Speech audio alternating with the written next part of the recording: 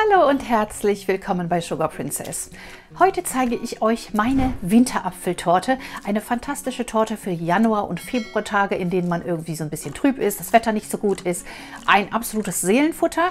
Sie besteht aus meinem Schokobiskuit, den ich ein bisschen verfeinert habe mit Krokant. Und ihr dürft natürlich gerne auch etwas Flüssigkeit hinzugeben. Etwas Milch, etwas Schokolikör oder einen Calvados zum Beispiel. Das passt auch gut. Den backen wir uns am Vortag vor natürlich und machen uns heute an die Füllung, die aus einem wunderbaren Apfelkompott und einer Apfelsahne besteht. Alle Utensilien, die ich im Video benutze, sind in meinem Shop zu bekommen.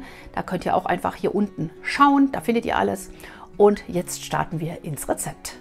Zunächst werden wir uns die Apfelfüllung zubereiten, denn die muss natürlich abkühlen. Die darf ja nicht heiß in die Torte. Und dafür brauchen wir klein gewürfelte Äpfel.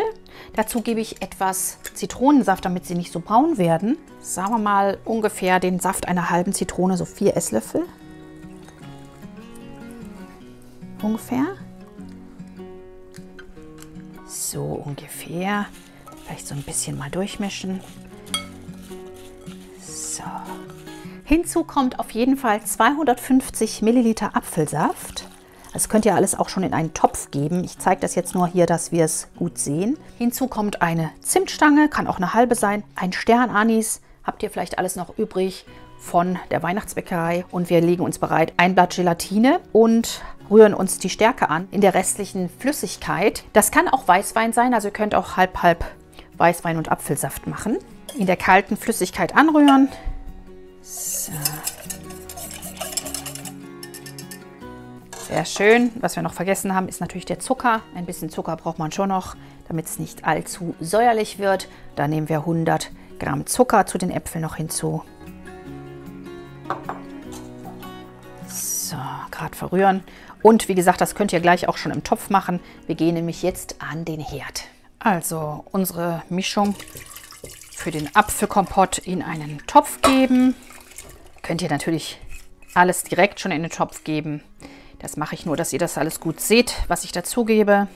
Also eine halbe Zimtstange würde auch reichen für diese Menge. Gerade schon mal erhitzen und jetzt können wir hier unsere angerührte Stärke hinzugeben.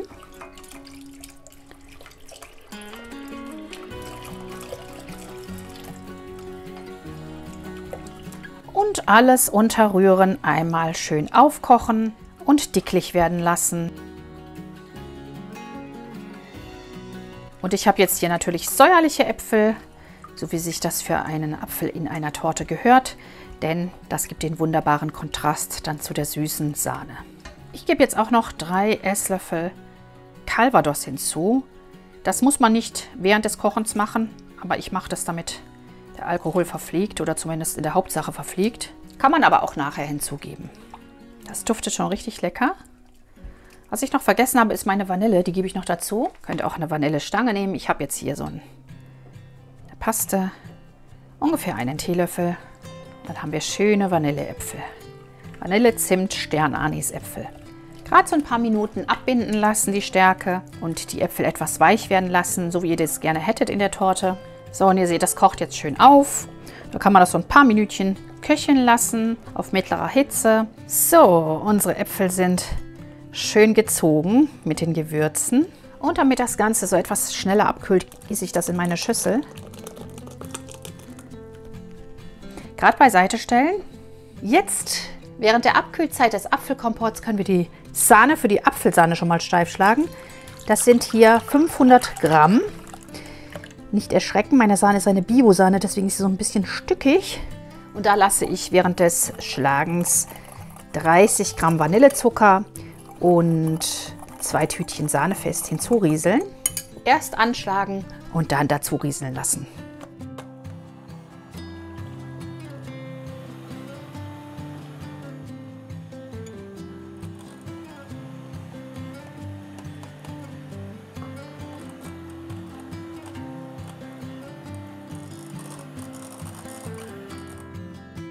Kurz vor dem Festwerden gebe ich noch etwas Vanille hinzu.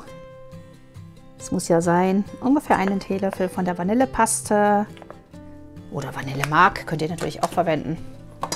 Gerade noch mit verrühren.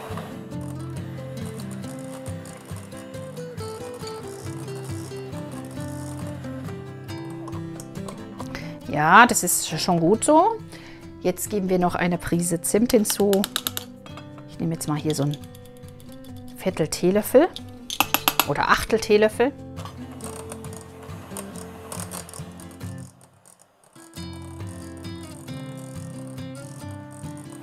Wunderschön. Eine schöne Zimtsahne. Und es kommt noch hinzu Apfelmus. 300 Gramm.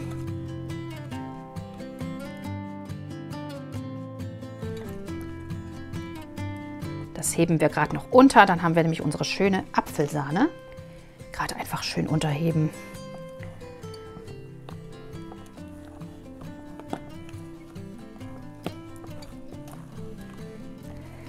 Und damit uns das dann auch hält, brauchen wir noch etwas Gelatine oder natürlich auch Agatine, könnt ihr auch verwenden. Ich verwende jetzt Gelatine und hier habe ich etwas Apfelsaft, 50 Milliliter, gerade in der Mikrowelle warm gemacht. Das können wir jetzt dazugeben.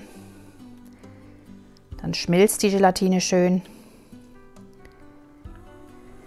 Am besten vorher einweichen, das habe ich jetzt nicht gemacht. Muss man auch nicht unbedingt machen, aber dann geht es leichter. Gerade noch einen Moment in der Mikrowelle erhitzen. Nicht kochen, denkt daran. So, jetzt löst sie sich auf. Also ich habe einfach das Einweichen vergessen. Man kann es auch ohne machen, das geht dann halt nicht so gut. So, ihr seht, Gelatine ist weg. Das reicht uns. Natürlich wie immer angleichen. Wir geben uns etwas von unserer Apfelsahne hier hinzu und rühren einfach das gerade rein. 3 bis 6 Esslöffel.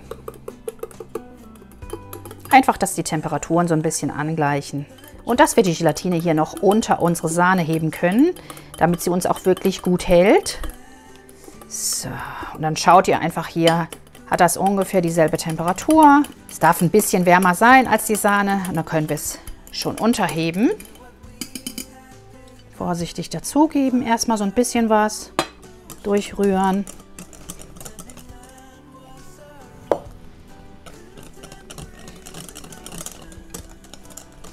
Es ist einfach noch zur Sicherheit, dass unsere Sahne schön hält.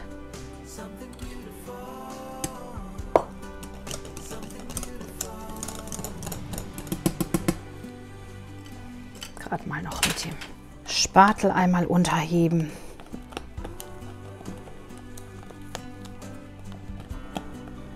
Sehr schön.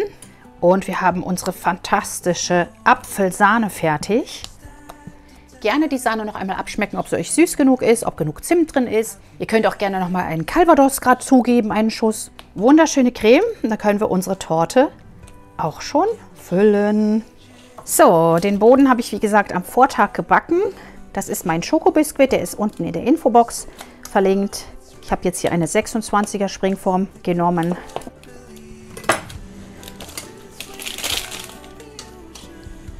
So.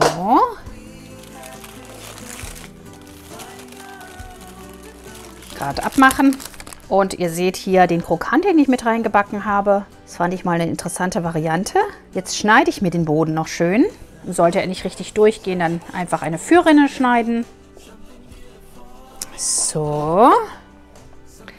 Wunderschöner, saftiger Boden. Den ersten mal gerade beiseite. Und einen zweiten Boden schneiden.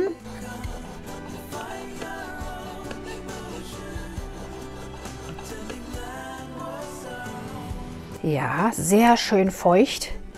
Das ist der mittlere Boden. Ja, vom obersten nehme ich mir jetzt noch die Backhaut ab.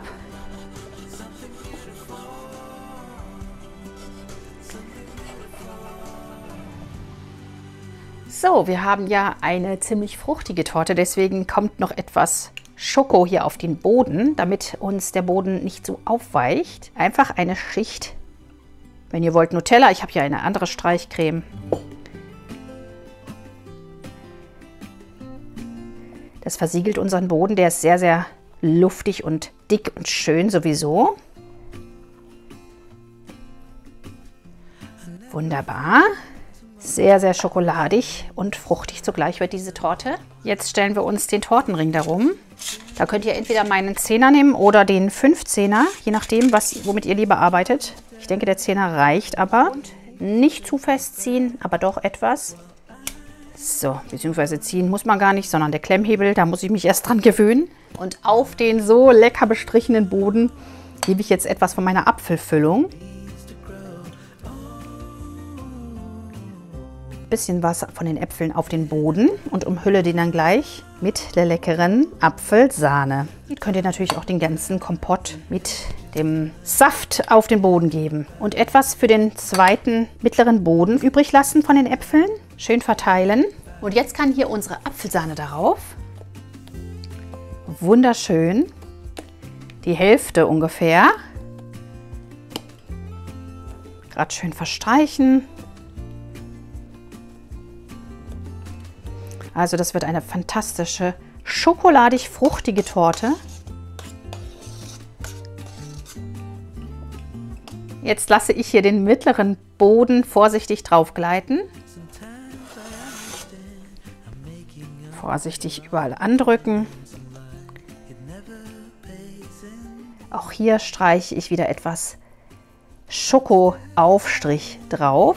Ganz vorsichtig. Ihr könnt auch eine Kuchenglasur verwenden und die auf die Böden gießen. Das geht auch.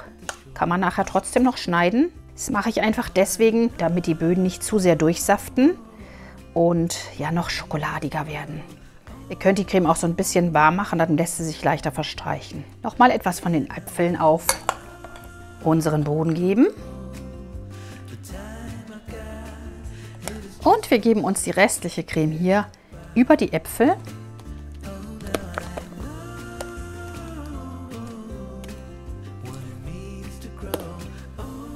Und streichen sie gerade noch mal schön glatt.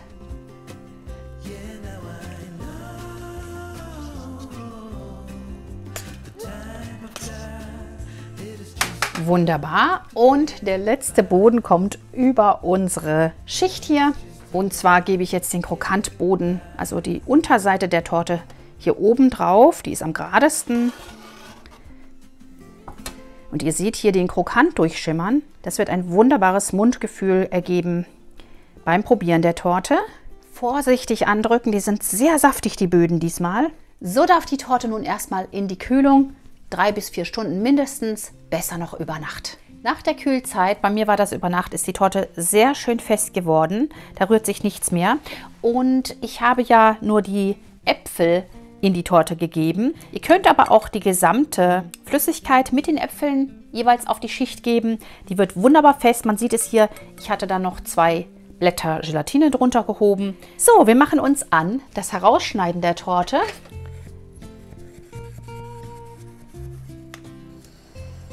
So, das sieht gut aus. Klemmhebel öffnen und ein wenig lockern. Dann sieht man auch schon, dass sich das ganz gut löst. Und da kommt unsere Apfeltorte.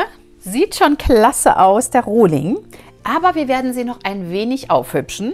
So, für die Dekoration habe ich jetzt hier 400 Gramm Sahne schon mal angeschlagen und mit 2 Tütchen Sahne fest und einem Esslöffel Zucker aufgeschlagen. Die schlage ich jetzt noch ganz fest, bis sie gut steif ist. Und dann streichen wir uns die Torte ein.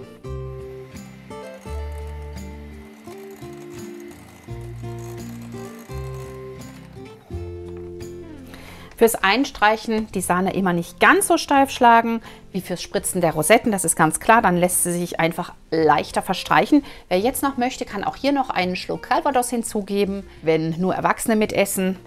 So, los geht's. Hier oben kommt nur eine dünne Schicht Sahne oben auf, wir fangen aber trotzdem oben an. Schön zu den Seiten runter verstreichen. Die Schicht hier oben dient uns nur als Kleber für unser Marzipan. Das heißt, die kann ruhig relativ dünn sein. Wir streichen nur gerade zu den Seiten runter, dass wir dann eben hier schön auch unsere erste Krümelkruste dann dran kriegen. Und ihr seht, die Sahne muss zum Einstreichen jetzt nicht so super fest sein. Das ist eher nicht so günstig dann, sondern sie darf etwas weich sein. Erstmal nur eine dünne Krümelkruste. Möglichst überall, dass wir hier die dunklen Krümel in der Sahne gebunden bekommen. Gerade einmal abziehen. Die verkrümelte Sahne nicht mehr in die andere Sahne reingeben, sondern wirklich schön abstreichen, dass wir da keine Krümel drin haben. Und wir streichen hier dann jetzt in die Mitte ab, dass wir eine schöne Kante kriegen, dass alles schön glatt wird. Und dann wird eure Torte auch wunderbar gerade. Und wie gesagt, hier oben eben nur eine Schicht, damit unser Marzipan auch gut kleben kann. Einmal mit der Teigkarte abziehen. Die Sugar Princess Teigkarte, sehr schön. Bleibt schön hängen. Jetzt bringen wir hier die zweite Schicht außen an, die zweite Schicht Sahne. Und die sollte etwas dicker sein, damit wir einfach dann den Kamm durchziehen können und wir ein schönes Muster haben. Ich schlage mir die Sahne dann einfach zwischendrin nochmal auf, dass ich wirklich sehe, ja, gut.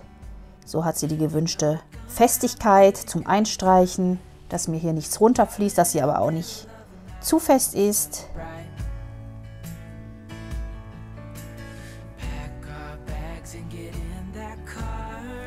Und ich kann euch nur raten, das Tortenmachen immer über 2 Tage zu verteilen. Dann ist man einfach frischer, wenn man die Torte dekoriert und kann das auch leichter schaffen. Wenn man alles an einem Tag machen möchte, ist es oft so, dass man einfach keine Geduld mehr hat am Schluss und dann ja, macht man sich das Ergebnis unnötigerweise hinten raus kaputt. So, dann einmal noch die äußere Schicht abziehen. Vorsichtig, wir wollen uns ja jetzt nicht zu viel wieder abnehmen, sondern es soll ja noch ein bisschen was drauf bleiben, dass wir dann mit dem Kamm unser Muster ziehen können. Einfach den Kamm ansetzen und einmal vorsichtig rumfahren. Sehr schön. Wir können uns um das Marzipan kümmern.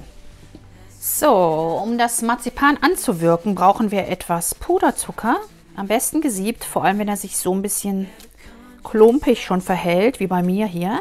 Wir wollen ja keine Klumpen im Marzipan haben. Ungefähr die Hälfte des anzuwirkenden Marzipans, also wenn man 100 Gramm Marzipan hat, nimmt man 50 Gramm Puderzucker maximal zum Anwirken. Das Anwirken dient dazu, dass das Marzipan einfach ja, leichter auszurollen ist dann am Ende. Einfach so ein bisschen draufzupfen und dann mit dem Puderzucker verkneten. Und dann können wir es wunderbar wiederum auf ein wenig Puderzucker ausrollen. So gerade ein bisschen damit verkneten, bis ihr das Gefühl habt, dass die Rohmarzipanmasse nicht mehr so arg klebt. Ich habe jetzt hier 200 Gramm Marzipan und so ein bisschen Puderzucker genommen. Habe ich gar nicht abgewogen, großartig. Und wir rollen uns das Marzipan auf die Größe unserer Torte aus. In meinem Fall eben auf 26 cm. Immer schön Puderzucker drunter geben und immer schön wieder wenden. Tortenring ist eingestellt auf 26 cm. Passt genau. Jetzt kann ich hier einfach drücken. Der Tortenring schneidet mir das Marzipan schön aus. So. Und ich habe ein perfekt ausgerolltes Marzipan. Bisschen abfegen mit dem Backpinsel. Und wenn die Küche kalt ist, kann man das jetzt so aufheben. Wenn sie warm ist, Vorsicht, dann lieber den Tortenretter verwenden. Den Tortenretter darunter geben. Und zur Not unser Marzipan auch noch mal kalt stellen. Dann verformt es sich nicht beim Aufsetzen auf die Torte und ihr habt damit auch keine Probleme. So, und da ich ja eine dunkle Oberfläche haben möchte, das könnt ihr einfach entscheiden, werde ich jetzt hier noch auf dem Tortenretter meinen Kakao auf das Marzipan sieben. Das hat den Vorteil, dass ich mir die Torte nicht versaue an der Seite, gerade wenn ich auch bis zum Rand gehen möchte. An der Stelle könnt ihr auch natürlich auch eine Schablone verwenden, zum Beispiel eine Sternschablone zu Weihnachten oder passend zum Anlass Happy Birthday Schablone. Also da könnt ihr wirklich kreativ werden. So, dann lassen wir unser Marzipan vorsichtig auf die Torte gleiten. Einfach einen Schneckenrand außenrum spritzen. Es haftet natürlich auf dem Kakao nicht so blendend, das ist klar.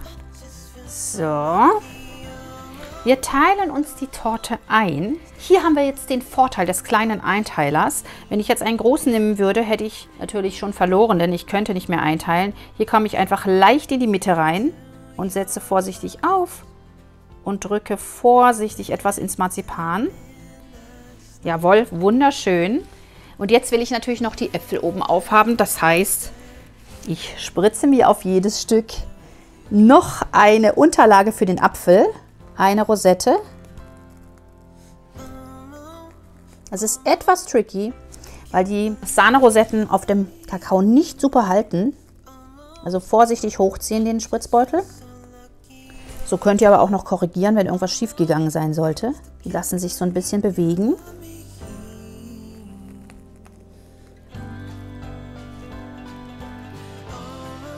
...400 Gramm hatte ich. Jetzt die letzte noch aus dem letzten Rest hier rausspritzen. Das klappt wunderbar. Nichts mehr ist übrig. Ihr könnt auch etwas mehr machen. Dann habt ihr nicht so knapp am Ende. Sehr schön sieht die Torte aus. Ich habe mir meine Äpfel geschnitten. Man sieht es hier auf dem Brett und etwas mit Zitrone beträufelt. Möglichst dünn schneiden die Äpfelchen und so ein bisschen vor dem Auflegen auf einem Papier abtupfen, dass wir nicht Tropfen auf die Torte bekommen. Und wirklich so dünn wie möglich die Apfelschnitze schneiden, dass es schön aussieht. So auf die Torte draufsetzen.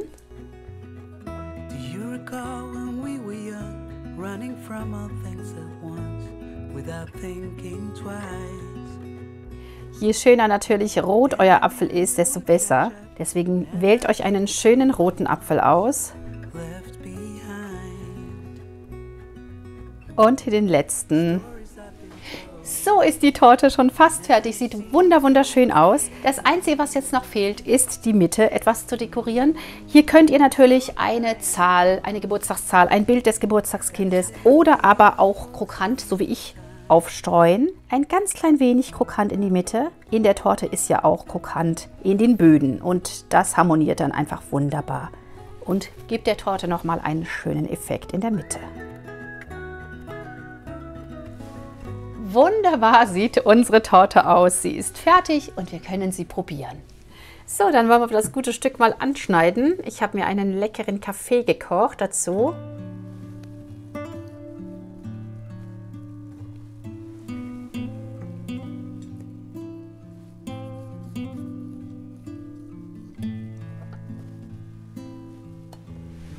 Wunderbar.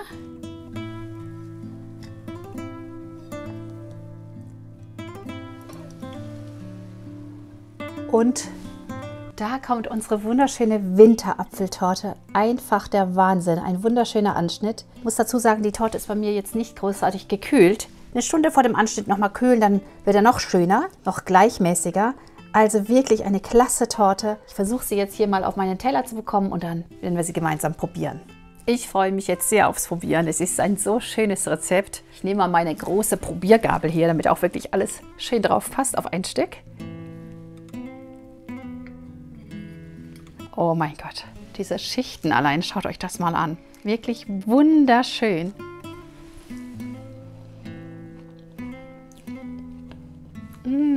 Mega, mega lecker. Gleich nochmal einen probieren. Mit dem Marzipan obendrauf, diese Äpfel innen drin, die Schokoböden. Also das ist ja wirklich eine Hammerkomposition.